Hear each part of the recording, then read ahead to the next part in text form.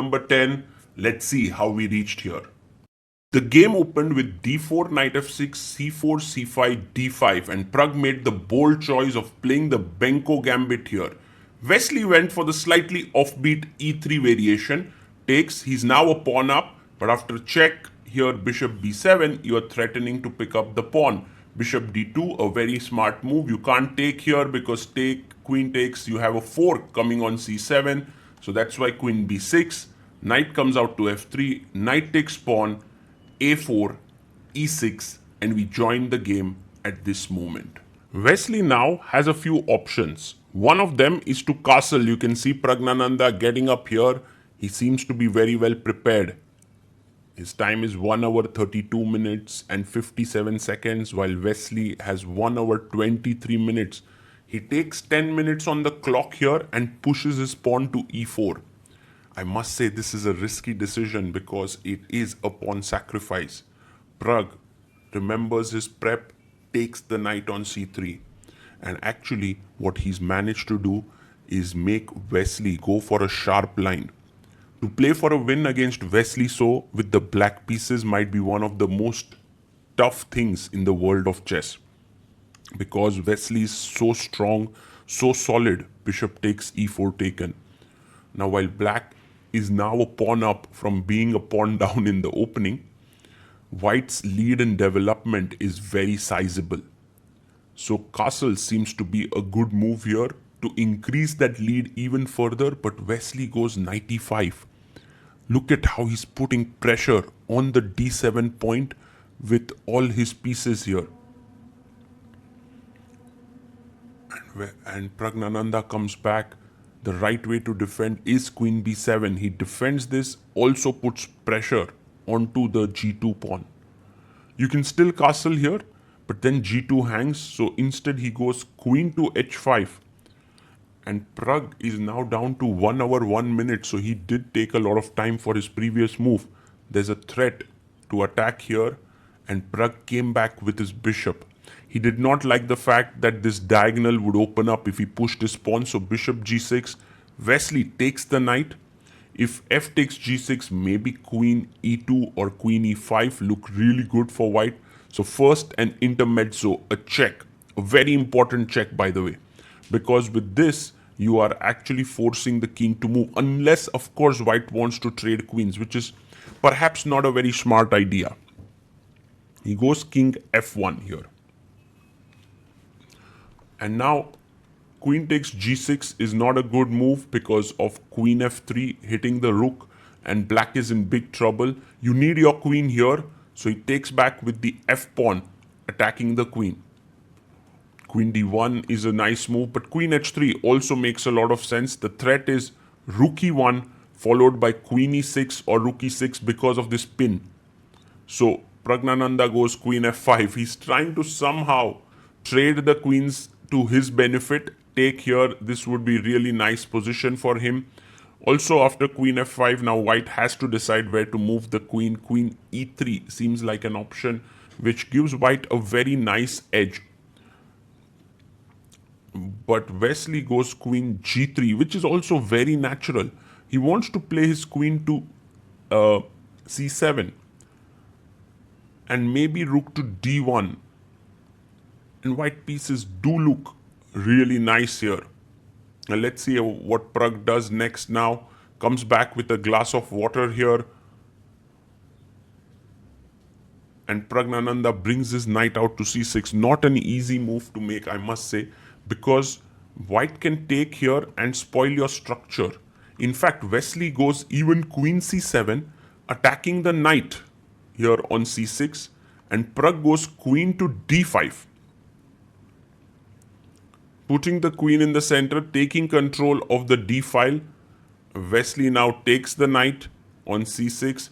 And if you play, by the way, queen takes c6, then after takes, this is a very pleasant endgame for white connecting his rooks. So for Pragg, it's a bold and the right decision to take on c6 with the pawn. You can try and win a pawn here, but there's this very nice tactic rook a4, because take, there is a mate. So that's the reason why he goes h4, which is the best move to activate the rook on the third rank. Bishop e7. I again like this move a lot by Pragg, because you know what Pragg has realized is that his king cannot castle, but what he can do is get his rook to the f8 square, and in that way his rook would be active here, his other rook would be active here, his queen is very active in the center. So in a very unconventional way, all the pieces would be very active. Now rook f8 played, a very nice move. And Praggnanandhaa gets up from the chair. Queen comes up to e5, hitting the g7 pawn here. And of course, Wesley wants Pragg to take the queen, but Pragg forcing Wesley to do the same. This would really give black an excellent position, and the pawn structure would be improved. So Wesley comes back with the queen. The position is right now around even, but somehow it feels like black is slowly taking over. I love this move, bishop d4. Such a beautiful move, bishop d4, attacking the f2 pawn, and Wesley finally takes on d4, and you will see that the black structure actually now improves. cd4. Time-wise, Wesley has 7 minutes, Pragg has 12 minutes. We are 15 moves away from move 40. h5 played, trying to open up things here. For example, if you take, then rook h5, but Pragg plays this beautiful move, rook f6. The point is, if you take, rook takes, I'm attacking g2. So there's no time to take the h7 pawn. He goes king g1. The position is still around even, but you can see that the tides are turning. King f7, another beautiful move.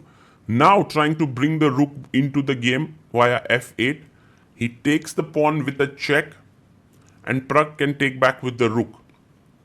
That was his idea. And now very important for Wesley to go rook f3 check to sort of defend the g2 point. But he makes a big error. He goes g3. And that's a very big misassessment by Wesley. Look at Pragg. He's super surprised there. He's like, why did Wesley play this move? g3, cutting his rook on the third rank. Now simply d3. And actually, it's a totally winning position here for black. Yes, d3. A brilliant move by Praggnanandhaa. And Wesley so is in huge trouble. Queen d2. And now another strong move would be rook g4 to attack the pawn on a4 and also threaten rook e4 to rook e2. Finds it. Praggnanandhaa finds another beautiful move, rook g4. He pushes his pawn to a5. Wesley does have his own trump card, which is the a pawn. Also, his rook is very active on the h file. Rook e4 played with the idea of rook e2.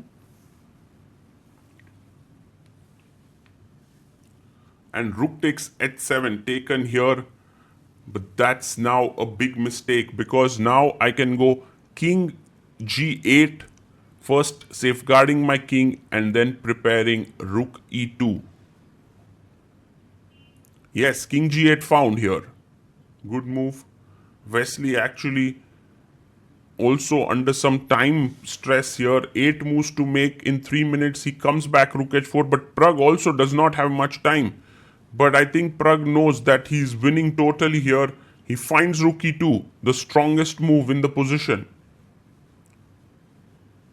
And now the other idea is to bring the other rook to f8. Queen c3. Wesley constantly looking at the big screen there. d2. Planning to play rook e1 check. No, actually planning to play d1 queen directly. Winning an entire rook. The rook comes and blocks. You don't have this check as of now because rook takes, pawn takes, queen takes. But rook f8 is a very powerful move. Yes, he finds it. Rook f8 on the board. And now rook h2, defending the pawn on f2. And now just rook to f3, getting in your rook into the game could be a nice idea. The queen needs to defend the e1 square.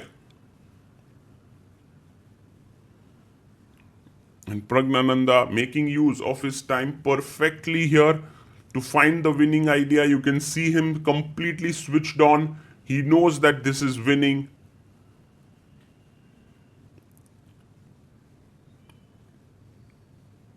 And finds it. Queen e4, another beautiful move, threatening a check. You can't take this because of check, and it's a mate. So he goes rook f1. Now not rook e1 because you lose the pawn here. So just need to be a little bit more patient. Rook f3 should do the trick. Yes, finds it. Queen moves to c5. Wesley does not even have a check in the position. He might be hoping to get somehow to attack here, but Pragg's rook e1 is just game over. And Wesley, with a very nice smile on his face, resigns the game. Praggnanandhaa scores his second win of the tournament. His first one came with the white pieces against Nodirbek Abdusattorov, and the second one against Wesley. So, amazing play by Praggnanandhaa.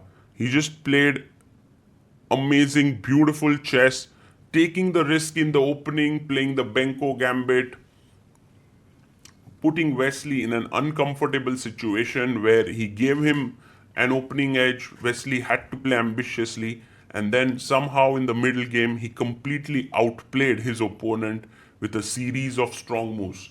I really love the fact that Wesley is analyzing so well with Pragg. You know, he is one of those gems in the world of chess who is so down to earth, has great respect for players like Pragg, Gukesh, and but this one is a very key win for Pragg. Look at the standings here. Pragg is now the sole leader with 5 points out of 8, half a point ahead of Caruana, MVL, and Firuza. In the last round, he will face Levon Aronian